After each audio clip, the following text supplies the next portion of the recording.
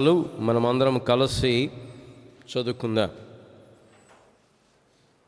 1 కొరింథీ 15వ అధ్యాయము మొదటి 4 వచనాలు. కొత్త నిబంధనలో 156వ పేజీ. మరియు సహోదరులారా, నేను మీకు ప్రకటించిన సువార్తను మీకు తెలియపరుచున్నాను. మీరు దానిని అంగీకరించితిరి, దాని యందే నిలిచి ఉన్నారు. మీ విశ్వాసం వ్యర్థమైతేనే కానీ నేను ఏ ఉపదేశ రూపముగా సువార్త మీకు ప్రకటించుతునో ఆ ఉపదేశమును మీరు గట్టిగా పట్టుకొని ఉన్న యెడల ఆ సువార్త వలననే మీరు రక్షణ పొందువారై ఉందురు. నాకు ఇయ్యబడిన ఉపదేశమును మొదట మీకు అప్పగించుతుని, అదేమనగా లేఖనముల ప్రకారము క్రీస్తు మన పాపముల నిమిత్తం మృతి పొందెను, సమాధి చేయబడెను, లేఖనముల ప్రకారం 3వ దినమున లేపబడెను. రోమీలకు రాయబడినటువంటి పత్రిక 1వ అధ్యాయం. రోమీలకు రాయబడిన పత్రిక 1వ అధ్యాయం 15-16 వచనాలు మనం కలిసి చదువుకుందాం. రోమా పత్రిక 1వ అధ్యాయం 15-16 వచనాలు. కాగా నా వలనైనంత మట్టుకు రోమాలోని మీకును సువార్త ప్రకటించుటకు సిద్ధముగా ఉన్నాను. సువార్తను గురించి నేను సిగ్గుపడువాడను కాను. ఏలయనగా నమ్ము ప్రతివానికి, మొదట యూదునికి గ్రీసు దేశస్థుని కూడా రక్షణ కలగజేయుటకై అది దేవుని శక్తి ఉన్నది. ప్రేమ కలిగిన మా ప్రియ పరలోకపు తండ్రి, ఈ సమయంలో నీకు వాక్యాన్ని ధ్యానించటానికి, నీ సువార్తను అర్థం చేసుకోవటానికి మేము ప్రయత్నం చేస్తుంటుండగా ఈ శోధింప శక్యము కాని ఐశ్వర్యాన్ని మేము కొంత మట్టుకే గ్రహించగలుగుతున్నప్పటికీ, దేవా, మా పరిధిలో ఈ వాక్యాన్ని అర్థం చేసుకోవడానికి మీరు మాకు సహాయం చేయండి. మా మనసులను తెరవండి, మా హృదయాలను తెరవండి. ఇక్కడ నిలబడుచున్న ఈ మంటి పాత్రను కూడా జ్ఞాపకం చేసుకొని మీరిచ్చేటువంటి మీ వాక్యమును సరైనటువంటి రీతిలో వ్యక్తపరచటానికి సామర్థ్యమును అనుగ్రహించమని, అటు ఇటు చలించిపోయే మా తలంపులు ఆయా డిస్ట్రాక్షన్స్ నుంచి తప్పించి నీ వాక్యం మీద మా గమనాన్ని కేంద్రీకరించడానికి మాకు సహాయం చేయమని, మాతో మాట్లాడమని యేసు ప్రభు నామమున ప్రార్థించి అడిగి వేడుకుంటున్నాము తండ్రి, ఆమేన్. మన గత వారంలో సువార్తను గురించి ధ్యానం చేయటం మొదలుపెట్టాం.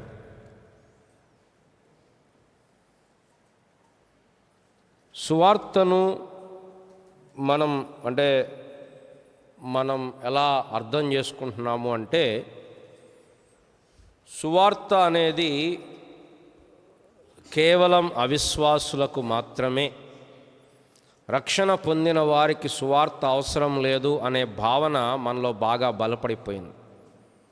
అందుకోసం మనం ఒక్కోసారి కూడికలు కూడా సువార్త కూడిక, బైబిల్ స్టడీ 2 సపరేట్గా పెట్టుకుంటాం.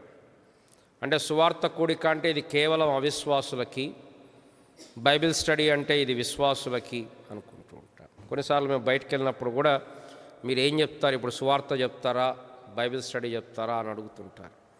అయితే గమనించాల్సిన సంగతి ఏంటంటే, సువార్త, బైబిల్ పఠనం 2 వేరు కాదు.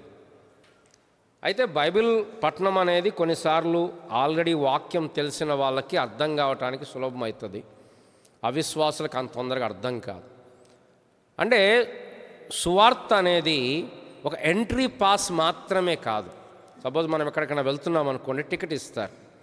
ఒక్కసారి లోపలికి వెళ్ళిన తర్వాత టికెట్ అవసరం లేదు, ఆ టికెట్ తీసి మనం పక్కన పడేయచ్చు. ఇప్పుడు సువార్త అనేది కేవలం ఎంట్రీ టికెటా మనకి క్రైస్తవ జీవితానికి? మనం నమ్మాం, రక్షణ పొందాం కదా, ఇక్కడ కూర్చున్న వాళ్ళు చాలామంది రక్షణ పొందారు. ఇప్పుడు రక్షణ పొందిన తర్వాత ఇక సువార్త నాకు అర్థమైంది, సువార్త నేను అంగీకరించాను, అయిపోయింది అనుకుంటామా?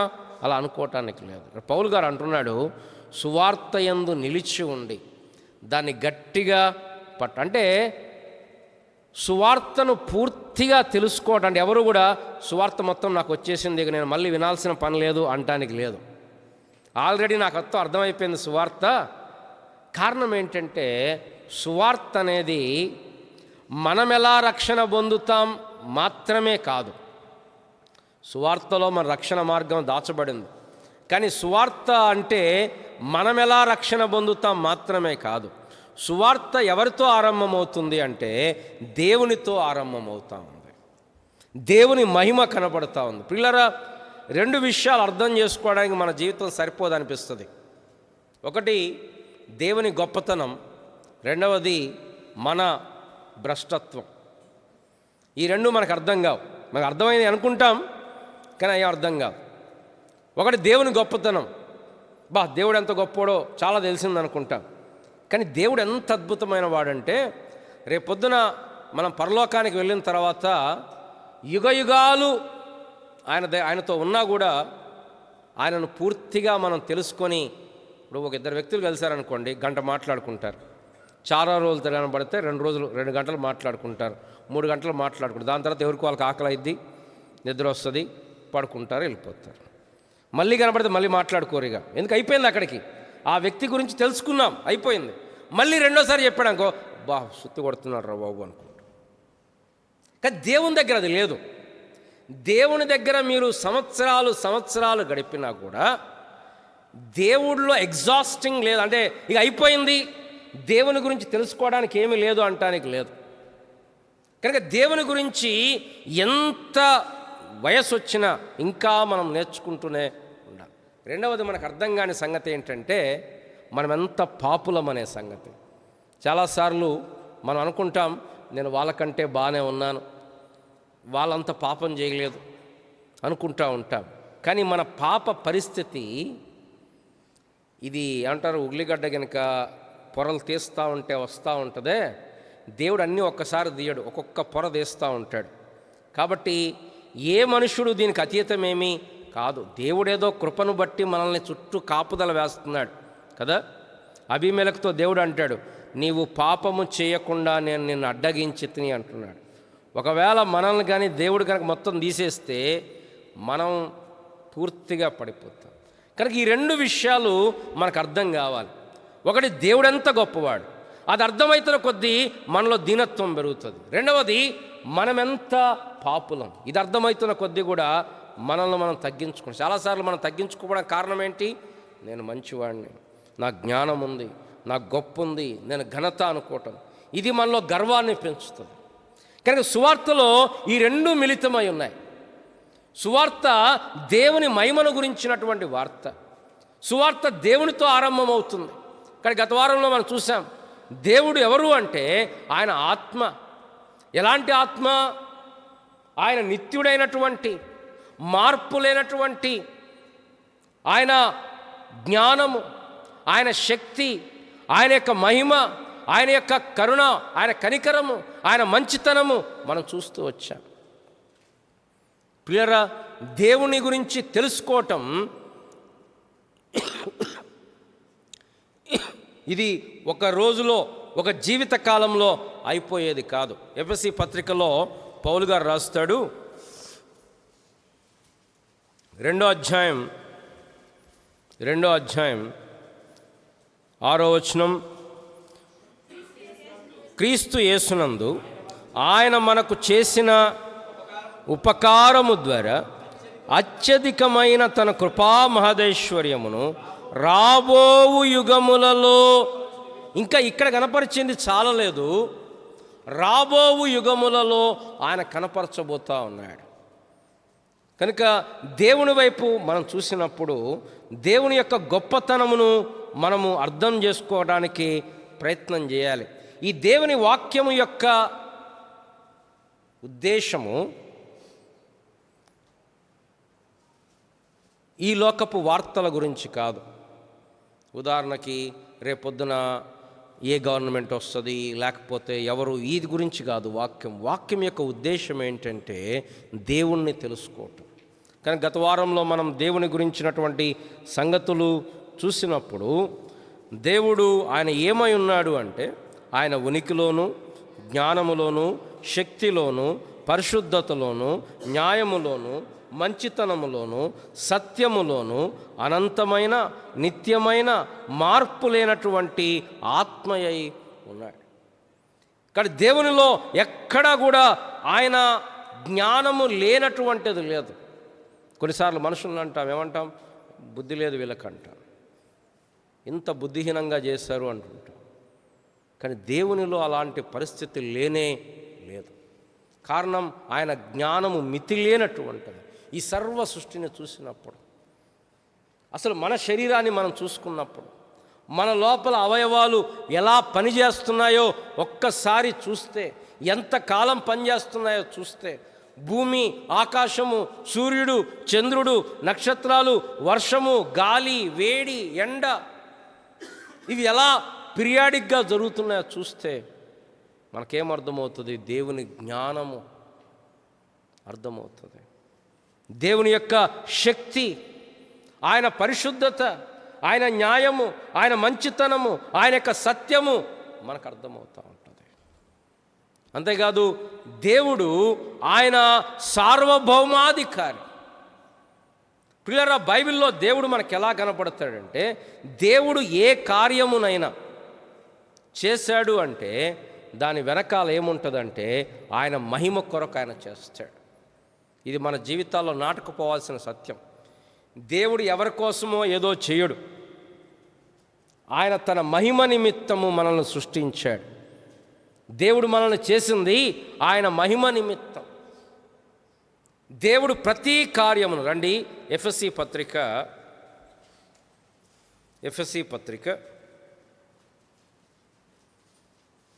మొదటి అధ్యాయం 10వ వచనం. ఈ సంకల్పమును బట్టి ఆయన పరలోకంలో ఉన్నవే కానీ భూమి మీద ఉన్నవే కానీ సమస్తమును క్రీస్తునందు ఏకముగా సమకూర్చవలనని తనలో తాను నిర్ణయించుకుని, మరియు క్రీస్తునందు ముందుగా నిరీక్షించిన మనము తన మహిమకు కీర్తి కలగ చేయవలనని దేవుడు తన చిత్త ప్రకారమైన దయా సంకల్పమును బట్టి మనల్ని ముందుగా నిర్ణయించి ఆయన యందు స్వాస్థ్యముగా ఆయన తన చిత్తానుసారముగా చేసిన నిర్ణయము చొప్పున సమస్త కార్యములను.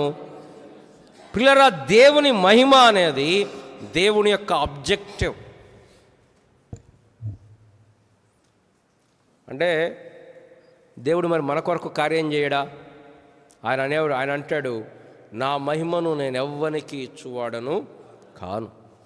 దేవుడు ఏమి చేసినా తన మహిమ నిమిత్తం చేస్తాడు. కారణం ఆయన అంత గొప్పవాడు. అదే మనుషులు గనక వారి మహిమ కోసం చేశారనుకోండి, అది గర్వం అంటాం. కానీ దేవుడిని అలా అంటానికి లేదు. కారణం దేవుడు మనుషుల వంటి వాడు కాదు. కానీ సువార్తలో మానవుని యొక్క విమోచన వెనకాల ఉంది ఏంటంటే, మానవుడు కాదు ఆబ్జెక్టివ్. నేను చెప్పేది అర్థమవుతుందా? దేవుడు మనల్ని ఎందుకు రక్షించుకున్నాడు? దేవుడు ఎందుకు రక్షించుకున్నాడంటే మనమేదో బాగుండాలా? ఉన్నాయి, మనం బాగుంటాం, రక్షణ పరలోకంలో ఉంటాం. కానీ వీటన్నిటి వెనకాల దేవుని ఉద్దేశం ఏంటంటే ఆయన మహిమ బయలుపరచబడాలి, ఆయన యొక్క ఘనత బయలుపరచబడాలి. ఆయన మహిమ కొరకు దేవుడు నిన్ను రక్షించుకున్నాడు. ఆ కలువరి శిలువలో కార్యము చూసినప్పుడు దేవుడు తన మహిమ కొరకు జరిగించాడు. యేసు ప్రభువారు అన్నాడు, గోధుమ గింజ భూమిలో పడి చావకుంటే అది విస్తారముగా ఫలింపదు. ఇప్పుడు మనుష్య కుమారుడు మహిమ పొందు గడియ వచ్చు. ఎప్పుడు? యేసు ప్రభువారు చనిపోయే సమయం వచ్చినప్పుడు ఆయన అన్నాడు, ఇదిగో మనుష్య కుమారుడు మహిమపరచబడబోవు గడియ వచ్చింది. కనుక సువార్త దేవుని మహిమను బయలుపరచాలి. సువార్తలో మొట్టమొదటి అంశం దేవుడు. ఆయన పరిశుద్ధుడు. ఆయన ఏ పాపాన్ని కూడా చూసి చూడకుండా ఉండలేడు. అది ఎవరు చేసినా. కొన్నిసార్లు మనం అనుకుంటాం దేవునికి మనం ముద్దు బిడ్డలం అనుకుంటాం. అంటే ఏంటి? మనం పాపం చేసినా దేవుడు ఏమన్నాడు అనుకుంటూ ఉంటుంటాం. కానీ గుర్తుపెట్టుకోవాలా, దేవునికి పక్షపాతము లేదు. కాబట్టి దేవుడు ఏ పాపాన్ని కూడా ఉపేక్షించడు. దానికి మంచి ఉదాహరణే కలువరి శిలువలో యేసు ప్రభువారిని దేవుడు శిక్షించటం. ఆ కలువరి శిలువలో మన పాపాలన్నీ కూడా యేసు ప్రభువారి మీద వేయబడినప్పుడు, పాపం ఎరుగని ఆయన మన నిమిత్తం పాపముగా చేయబడినప్పుడు, ఆ దేవాది దేవుడు చూసినప్పుడు యేసు ప్రభువారు కదా, దేవుని కుమారుడు కదా అని ఆయన్ను శిక్షించకుండా వదిలిపెట్టలేదు. ఆయన శిక్షించాడు. అక్కడ సిలువలో ఏం కనపడుతుందంటే పాపము పట్ల దేవుని ఉగ్రత మనకి కనపడుతుంది. కనుక సువార్తలో మొట్టమొదటి అంశం దేవుడు. ఎవరైనా శక్తి గలవాడు, జ్ఞానము గలవాడు, పరిశుద్ధుడు, ఆయన సత్యమైన వాడు, ఆయన కరుణ కలిగినటువంటి వాడు, ఆయన మంచివాడు. ఇప్పుడు ఈ దేవుడు మానవుణ్ణి రక్షించాలని ఉద్దేశించాడు. ఎందుకు? మానవుడు పతనమైపోయాడు. దేవుడు ఆదామును సృష్టించాడు, అవ్వను సృష్టించాడు. ఎందుకు? తన మహిమ నిమిత్తం. దేవుడు ఒంటరిగా ఉన్నాడు, మాట్లాడుకోవడానికి ఎవరో ఒకరు కావాలని కాదు. ఆల్రెడీ దేవుడు ఎవరున్నారు? తండ్రి, కుమార, పరిశుద్ధాత్మను. వాళ్ళకేం తక్కువ లేదు. దేవుడికి ఏదో తక్కువై మానవుని సృష్టించలేదు. బైబిల్ దేవునికి ఇతర మతాల దేవునికి ప్రాముఖ్యమైన తేడా ఏంటంటే, బైబిల్ దేవునిలో బహుళత్వం ఉంది. మానవుణ్ణి చేయకముందు దేవుడు ఒక్కడే లేడు. తండ్రి, కుమారుడు, పరిశుద్ధాత్మ, వారు ఒకరినొకరు ప్రేమించుకుంటున్నారు. కానీ వేరే మతాల్లో, మహమ్మదీయ మతంలో దేవుడు ఉంటాడు ఒక్కడే. మరి ఎవరిని ప్రేమించాడు మానవులను చేయకముందు? ప్రేమించాలంటే ఎవరో ఒకరు ఉండాలి కదా, ప్రేమను వ్యక్తపరచలేడు కదా. కానీ బైబిల్లో దేవుడు అలా లేడు. కాబట్టి దేవునికి ఏదో తక్కువైనట్టు మానవుల్ని సృష్టించలేదు. దేవుడు ఒక్కడే ఉన్నాడు కాబట్టి మానవులను సృష్టించటం కాదు, తన మహిమ కొరకు వారిని సృష్టించాడు. వారికి పని అప్పచెప్పాడు. ఆ యొక్క తోటను కాపుకోసే పని అప్పచెప్పాడు. సేద్యపరచమన్నాడు. వారికి అన్ని విస్తారమైనటువంటి వృక్ష ఫలాలన్నీ తినొచ్చని చెప్పాడు. ఒక్క పండు మాత్రము తినొద్దన్నాడు. కానీ మనకు తెలుసు, ఆదాము అవ్వలు వారు దేవుని మాటను నమ్మటం కంటే సాతాను మాటను నమ్మి వారు దేవుడు తినొద్దన్న పండు తిన్నారు. అక్కడ పాపము ప్రవేశించింది. ఒకని అవిధేయత ద్వారా పాపము ద్వారా మరణమును లోకంలో ప్రవేశించింది. ఎందుకు? దేవుడు చెప్పాడు, ఆ పండు తినుదినమున నిశ్చయముగా నీవు చచ్చెదవు. భౌతికంగా చావలేదు, కానీ ఆత్మీయమైన మరణం అనేది వ్యాపించింది. పాపం వలన వచ్చు జీతము మరణము. పాపము మనలో మరణాన్ని తీసుకొచ్చింది, అనగా దేవుని నుంచి వేరుపరిచింది. ఎఫెసీ పత్రిక అంటాడు, మీరు పాపముల చేతను అపరాధముల చేతను చచ్చిన వారై ఉండగా. పాపము మనల్ని చంపివేస్తుంది. కాబట్టి అక్కడి నుండి ఆరంభమైంది మానవుని యొక్క పాపభరితమైనటువంటి జీవితం. దాదాపు 4000 సంవత్సరాలు దేవుడు ఆ పాపము అనేది మనకు బయలుపరుస్తూ వచ్చాడు. ఈ పాపం అనేది మనల్ని ఎంతగా ప్రభావితం చేసిందంటే, ఆదికాండం 6వ అధ్యాయంలోనే దేవుడు అంటాడు, నరుల తలంపులలోని ఊహ అంతయు కేవలము ఎల్లప్పుడూ చెడ్డది. మానవులు బలాత్కారులైరి, తమ మార్గమును చెరిపివేసుకున్నారు. మన స్వభావము ఎంత పతనమైపోయినట్టు స్వభావం అంటే, నడినెత్తి అరికాలు మొదలుకొని నడినెత్తి వరకు కొంచెమైనను స్వస్థత లేదు. ఎక్కడ స్వస్థత లేదు. వారి నాలుక తెరచిన సమాధి, వారి కాళ్ళు బలాత్కారం చేటుకై పరిగెత్తుచున్నవి, వారి చేతులు లంచముతో నిండి ఉన్నవి, వారి నోరు అబద్ధములతో నిండి ఉన్నది. మానవునిలో మంచిది ఏదైనా ఉంది అంటే, నాలో మంచిది ఏది నివసించదని నేను ఎరుగుదును అంటాడు. మానవుని పతనం, భ్రష్టత్వం అనేది సువార్తలో ప్రాముఖ్యమైన సత్యం.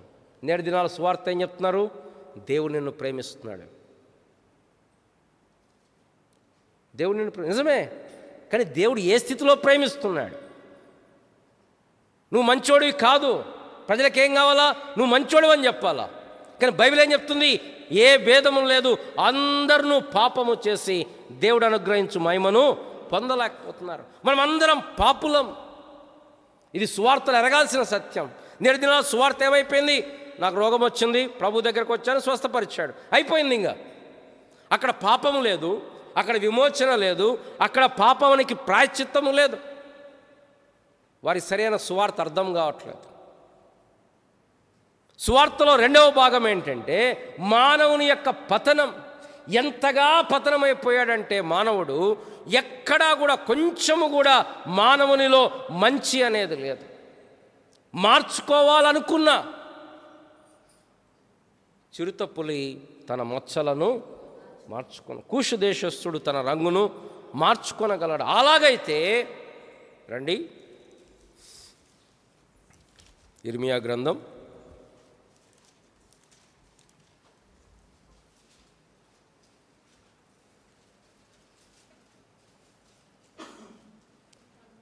13:23 కూషు దేశస్థుడు తన చర్మమును మార్చుకొనగలడా?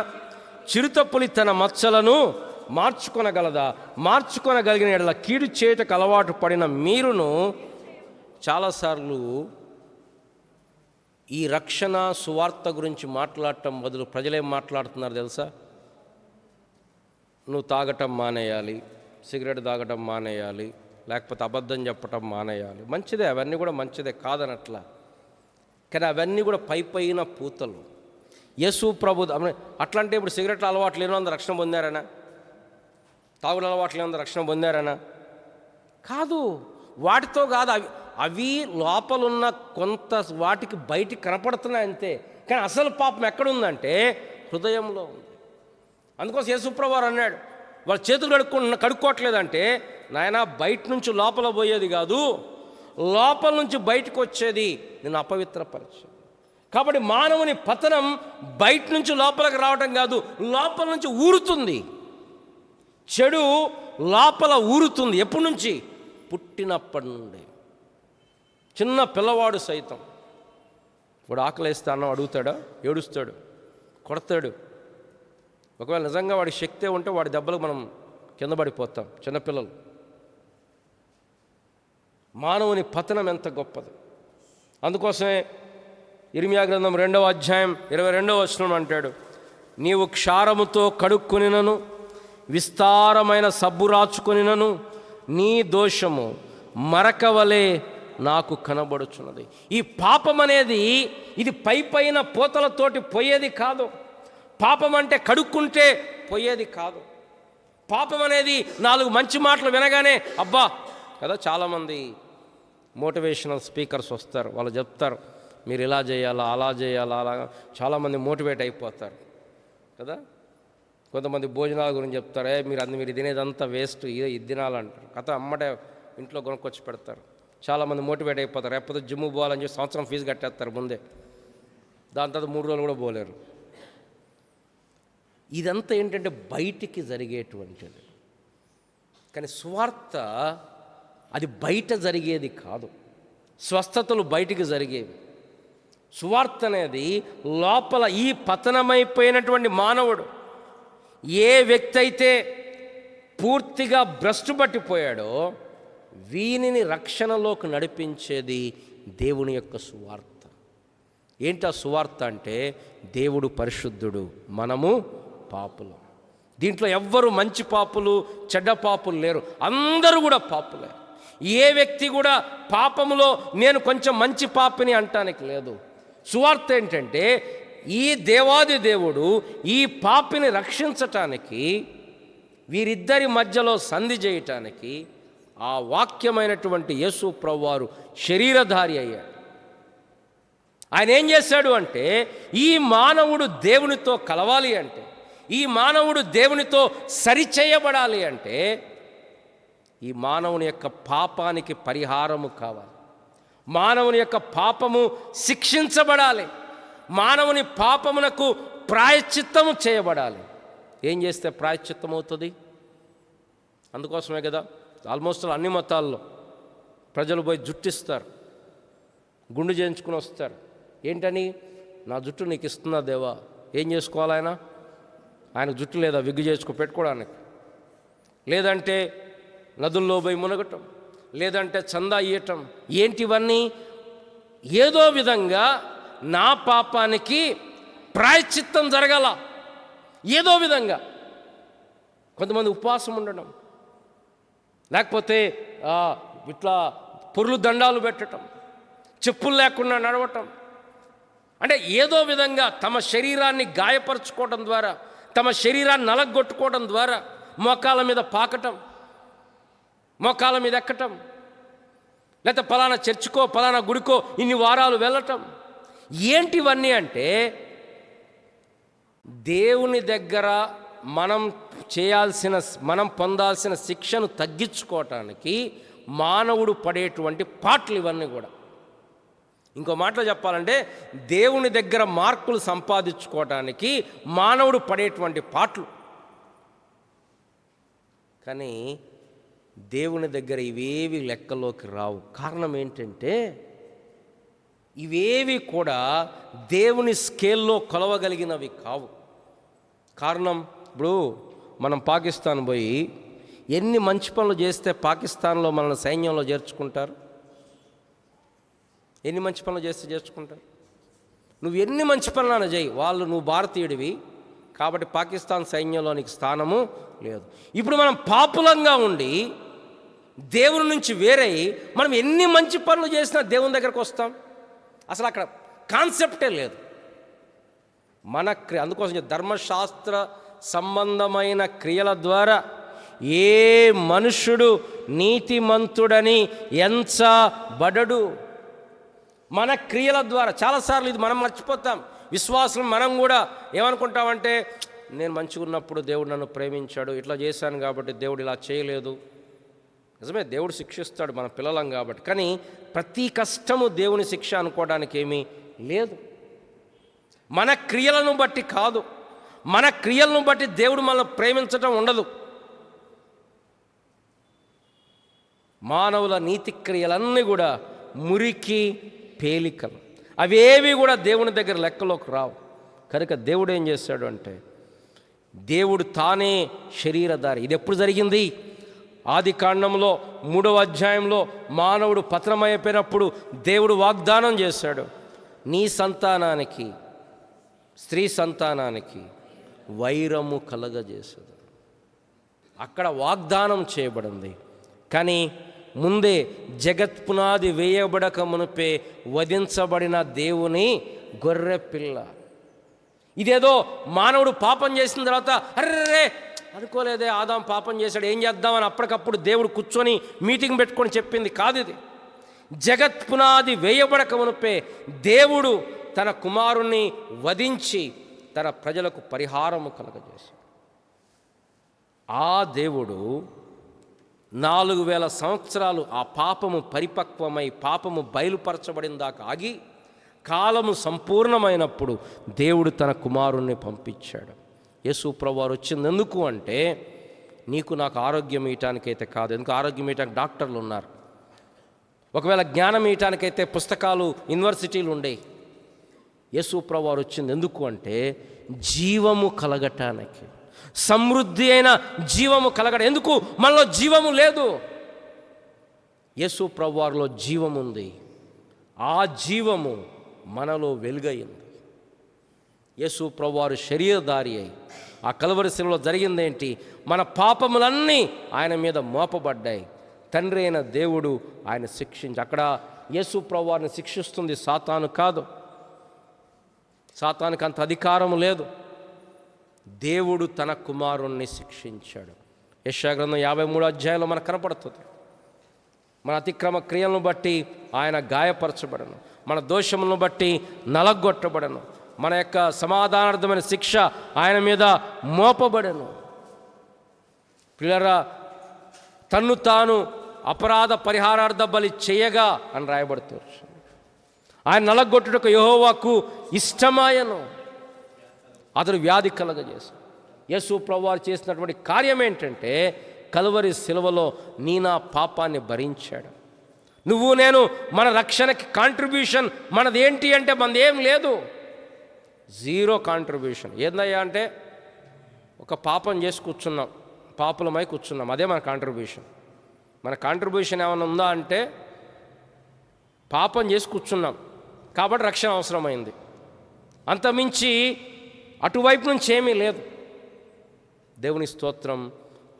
ఆ యేసు ప్రభువారు చేసిన ఏకైక బలియాగం ద్వారా దేవుని ఉగ్రత మన నుండి తొలగిపోయింది.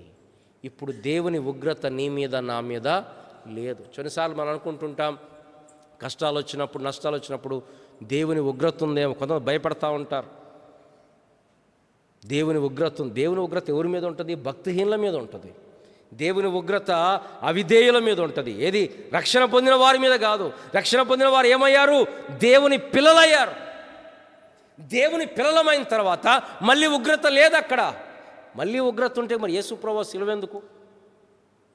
ఒక్కసారి దేవుని పిల్లలమైన తర్వాత దేవుని కోపం అనేది మన మీద లేనే లేదు. శిక్షిస్తాడు, తండ్రి వలె శిక్షిస్తాడు. కానీ అది ఉగ్రత కాదు. ఒకనాడు పరలోకానికి వెళ్ళినప్పుడు దేవుని పిల్లలకేమో ఆయన తండ్రిలాగా ఉంటాడు, అవిధేయులైన వారికి, రక్షణ పొందని వారికి ఆయన న్యాయాధిపతిగా ఉంటాడు. కనుక పిల్లరా, మన యొక్క వ్యక్తిగత జీవితంలో ఏదో ఒక్క రోజులో అర్థం చేసుకునే సంగతి కాదు. ప్రతి దిన చాలామంది విశ్వాసులు చూశాను, ఏదైనా కష్టం రాగానే, బాధ రాగానే, అమ్మో దేవుడు ఏదో చేస్తున్నట్టు, మనం ఏదైనా ప్రాయశ్చిత్తం చేయాలా? ప్రాయశ్చిత్తం చేయాలా? ఏం ప్రాయశ్చిత్తం చేస్తాం? ఆల్రెడీ యేసు ప్రభు చేసేసాడు. ఇక లేదు, దేవునికి వారి మీద ఉగ్రత లేదు. ఆల్రెడీ యేసు ప్రభు వారు పూర్తిగా చెల్లించేశాడు. దానికి మనమేదో కలపాల్సిన పని లేదు. కనుక ఏంటి సువార్త అంటే, దేవుడు పరిశుద్ధుడు, న్యాయవంతుడు, జ్ఞానం కలిగిన వాడు. మనం పతనమైపోయినాం, మనం పాపులమైపోయినాం. ఈ ఇద్దరిని కలపటానికి యేసు ప్రభు ఈ లోకంలో శరీరధారిగా వచ్చాడు. ఆయన 100% దేవుడు, 100% మానవుడు. ఆయన మరణించాడు, సమాధి చేయబడ్డాడు, తిరిగి లేచాడు. సువార్త ఏంటంటే, ఆయన యందు విశ్వాసం ఉంచితే ఆయన నీకు నాకు మారు మనసు అనుగ్రహిస్తాడు. ఏదో ఉట్టిగానే యేసు ప్రభువా నా హృదయంలోనికి రా అని ఆహ్వానించేది కాదది. ఆయన నీ హృదయాన్ని, రాతి హృదయాన్ని తీసి మాంసపు హృదయాన్ని ఇస్తాడు. పాత తీసివేసి కొత్త మనస్సు ఇస్తాడు. నూతనమైన జన్మ, పుట్టడం. ఇదేదో మనసు మార్చుకోవటం మాత్రమే కాదు, ఇదేదో ఏమంటాము బట్టలు మారటం కాదు, భాష మారటం కాదు, నూతనమైన జన్మ. పరిశుద్ధాత్మ దేవుని కార్యం ఇది. మనలో ఎంతమంది మనం పుట్టాలని పుడతామని చెప్పండి, ఎవరైనా పుట్టగలుగుతారు? అట్లా అయ్యేది కానే కాదు. ఇది దేవుడు జరిగించిన క్రియ. ఎప్పుడైతే ఇది మనకు అర్థమవుతుందో పిల్లరా, అప్పుడు మన బాధ్యత ఏంటి తెలుసా? సువార్తకు తగినట్లుగా ప్రవర్తించటం. నేను చెప్పదలుచుకున్న అంశం ఏంటంటే, ఇప్పుడు మనం అనుకుంటాం BA అంటే BA అయిపోయింది, BA BSc చదివేశాం, మళ్ళీ చదవం మనం. కానీ సువార్తలో ఎవరు కూడా సువార్త మొత్తం నాకు వచ్చేసింది, ఇక నేను మళ్ళీ సువార్త వినాల్సిన పని లేదు అంటానికి లేదు. జీవితాంతం సువార్తే మనకు ఆధారం. దాన్ని గట్టిగా పట్టుకోవాలి. సువార్త అంటే ఏదో స్పెషల్ మెసేజ్ కాదు, దేవుని వాక్యం, దేవుని గురించినటువంటి వార్త సువార్త. దానిలో ముఖ్యమైనది ఏంటంటే మన పాప విమోచన, దేవుని మహిమ కొరకు దేవుడు జరిగిస్తూ వచ్చాడు. రండి ప్రార్థన చేసుకుందాం.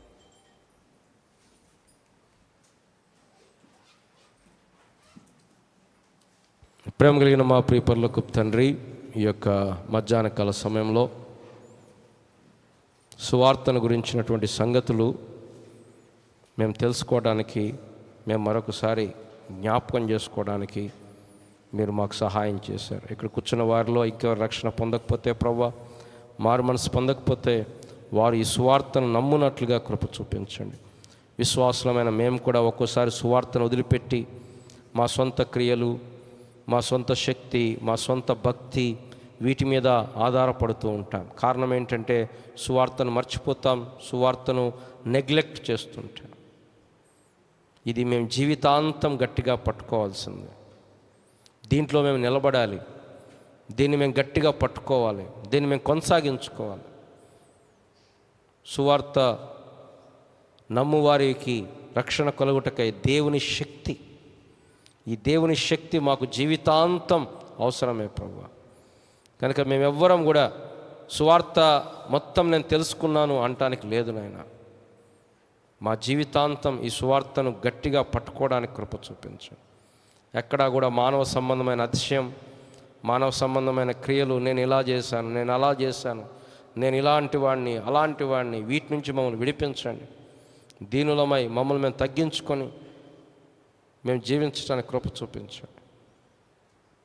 మానవ హద్దుబాట్లలో, భాష హద్దుబాటులో, ఆలోచన హద్దుబాటులో విత్తబడిన వాక్యాన్ని నీరుకట్టి ఫలింపచేయమని, సువార్తను ప్రతి ఒక్కరికి మీరు విశదీకరించమని, కృప చూపించమని, ప్రభువా వారి మనసును తెరవమని యేసు ప్రభు నామమున ప్రార్థిస్తున్నాం తండ్రి. అలాగే మోకరించి మనము ప్రభు బలయోగ్యంగా పాల్గొందాం.